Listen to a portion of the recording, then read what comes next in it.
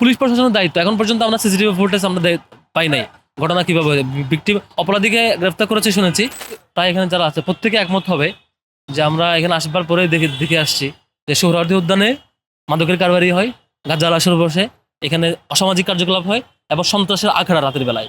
তো এই ক্যাম্পাসটা, এই এরিয়াটাকে ঢাকা বিশ্ববিদ্যালয়ের শিক্ষার্থীদের নিরাপত্তা প্রদানের জন্য এটাকে নিয়ন্ত্রণ করতে হলে একটাই সমাধান ছিল, এই গেটগুলো লক করে দেওয়া রাতের বেলায় এবং এখানে সকল ধরনের সিন্ডিকেট এবং অসামাজিক কার্যকলাপ পার্মানেন্টলি বন্ধ করে দেওয়া, ওইখানকার তত্ত্বাবধানের আওতায় নিয়ে আসা। ইউনিভার্সিটি প্রশাসন এটা উদ্যোগও নিয়েছিল বটে।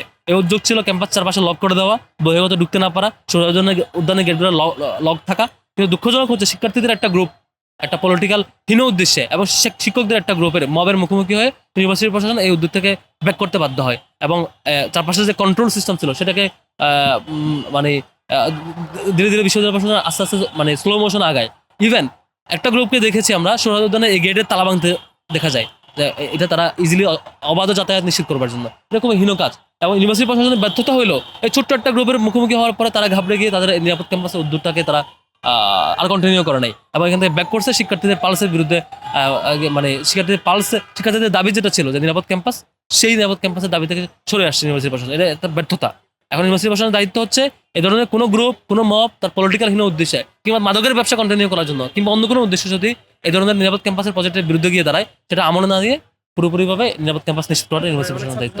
এখানে দেখেন সোহরাওয়ার্দী উদ্যানের ভিতরে একটা শিক্ষার্থী যেখানে মানে অনিরাপদ একটা জায়গা হয়েছে,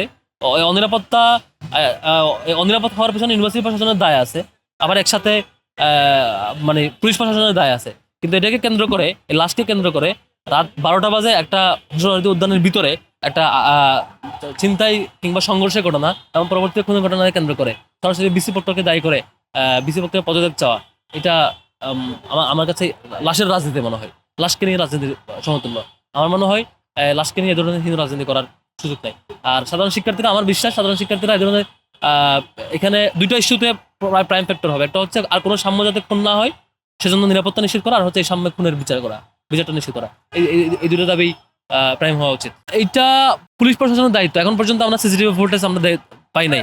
ঘটনা কিভাবে ভিকটিম অপরাধীকে গ্রেফতার করেছে শুনেছি, কিন্তু পুলিশ প্রশাসন এখনো পর্যন্ত টোটাল ঘটনা নিয়ে আসে না। আমরা যদি এই চক্রটা কখন ঢুকেছে, একসাথে ঢুকেছে কিনা, পরে ঢুকেছে কিনা, রাস্তায় কোনো ক্ল্যাশ হয়েছে কিনা, ভিতরে একসাথে বসছে কিনা, বসলে কি হয়েছে তাদের মধ্যে, ঘটনা কিভাবে সূত্রপাত হয়েছে, প্রত্যেকটা ঘটনা যদি সিসিটিভি ফুটেজ পাওয়া যায় তাহলে আমরা নিশ্চিত হবো এটা ঘটনা কিভাবে ঘটেছে।